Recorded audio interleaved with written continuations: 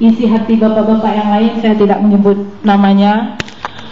Jadi kami juga sepakat dengan apa yang dikatakan oleh bapak komite, bapak-bapak yang lain yang telah menyampaikan isi hatinya.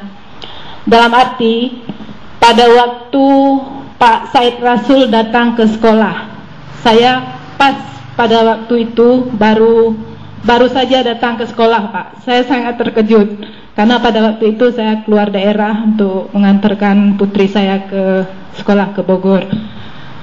Pas gitu datang, Pak, memberi salam, langsung mencemar ataupun memaki-maki Bapak Kepala Sekolah.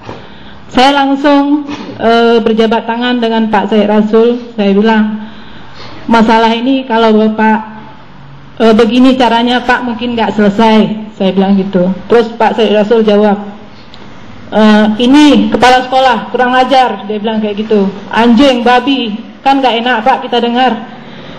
Apalagi Pak Said Rasul seorang pejabat. Jadi saya duduk. Bapak kepala sekolah nggak menjawab apa-apa, Pak. Datang Ibu Haja Siti Asri.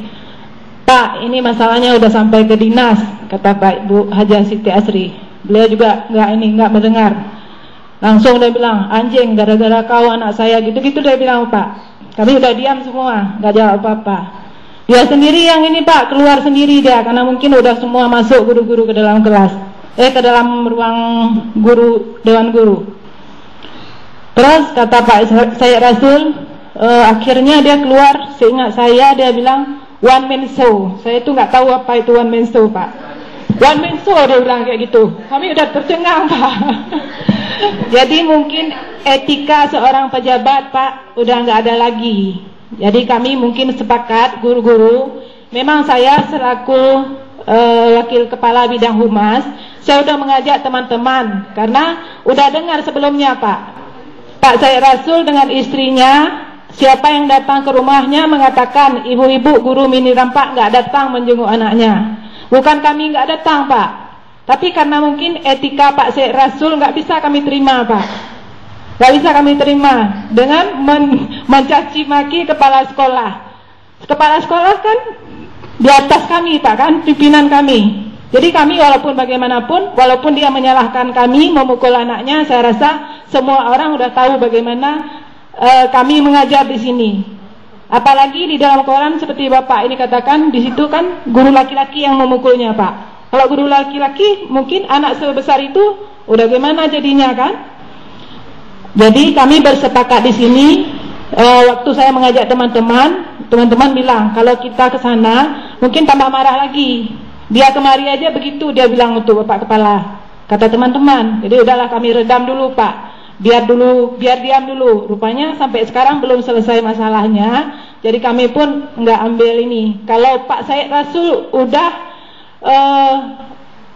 meminta maaf, artinya dia mungkin nggak mau minta maaf ke tempat kami, ke sekolah. Dia harus meminta maaf melalui koran ataupun melalui mass media. Setelah dia minta maaf ke kita, baru kami mau, Pak, sana. Tapi kalau untuk sekarang, saya rasa teman-teman kalau saya ajak pun nggak mau.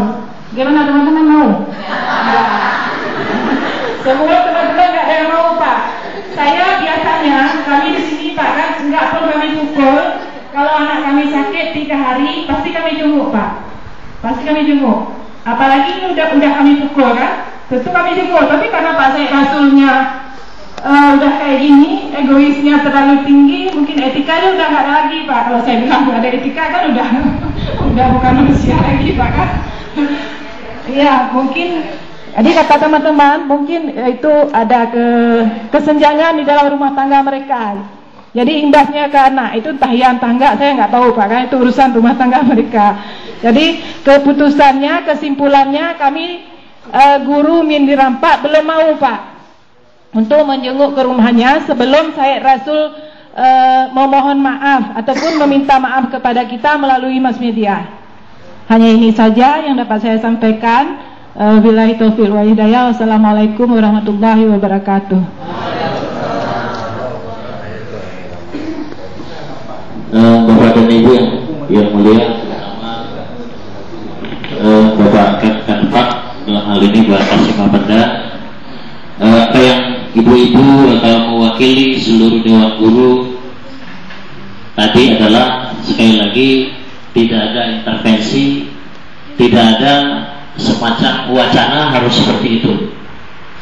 Tapi ini adalah murni apa yang rekan-rekan saya lihat dan rasakan perjalanan 26 Agustus sampai dengan 31 Juli, perjalanan 26 Juli sampai dengan 30 Juli ketika itu. Dan sekali lagi bahwa rapat hari ini pun tidak ada semacam informasi yang jelas kepada teman-teman. Hanya beberapa orang yang hadir kemarin, dan kebetulan kemarin yang duduk dengan saya bapak-bapak, artinya guru-guru yang laki-laki, dan reaksinya lebih keras lagi daripada apa yang disampaikan oleh Ibu Wakil Kepala Bidang Humas tadi. Sekali lagi intinya saya sampaikan, silakan Pak, saya sampaikan adalah tidak ada wacana-wacana yang seperti ini yang disampaikan oleh kepala madrasah atau saya sendiri. Ini adalah sekali lagi murni apa yang ibu-ibu ini rasakan, apa yang mereka lihat, dan apa yang mereka dengar. Bapak dan Ibu yang berbahagia, selamat datang kepada Ustadz Tarmizi, karena beliau hari ini juga barusan dipanggil polisi, tapi tidak ada kaitan dengan siswa. Ada juga, tapi masalah ijazah palsu.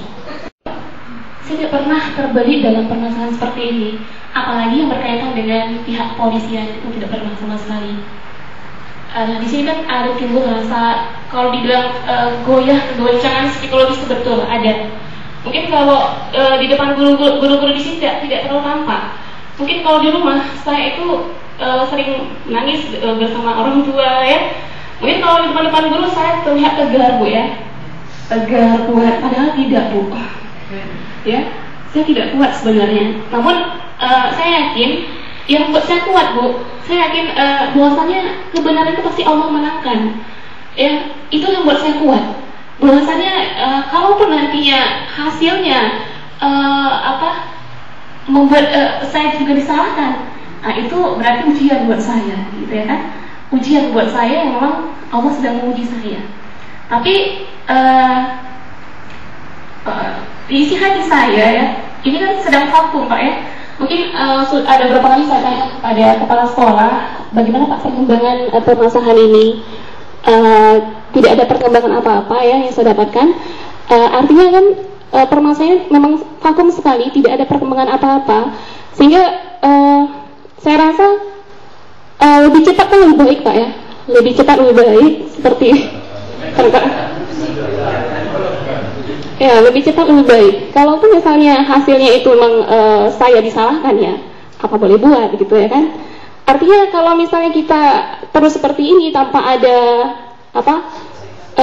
suatu kejelasan gitu kan terhadap suatu permasalahan ini, kan kita terayun-ayun apa nih, bagaimana hasilnya nanti ke depan.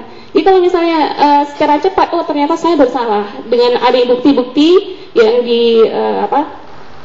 yang didapatkan oleh tim penyidik, maka lebih cepat saya rasa lebih baik kalau emang sanksi itu penjara ya saya akan jalankan kayak gitu.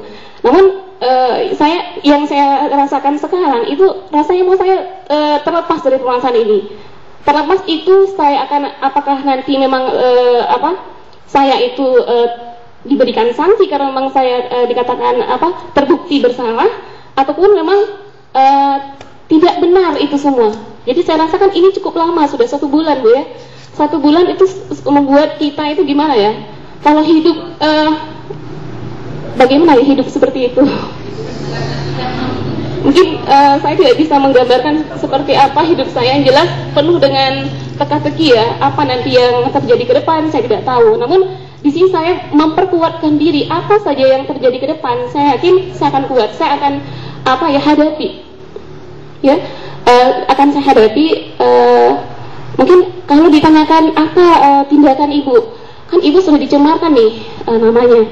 Terus kan kalau di koran kan laki-laki yang dituduh, bukan perempuan. Otomatis saya tidak bisa memberikan sebuah atau menuntut balik kayak gitu, yang tak bisa bukan? Karena memang kalau yang diekspos di media itu kan laki-laki. Jadi mungkin saya juga seperti bapak yang terakhir, saya memposisikan diri kemana bapak gitu. Jadi apa saja tindakan yang Bapak lakukan untuk menyelesaikan permasalahan ini, ya saya akan ikuti, Pak. Mungkin itu aja, Bu. Pak, saya akhiri. Wassalamualaikum warahmatullahi wabarakatuh.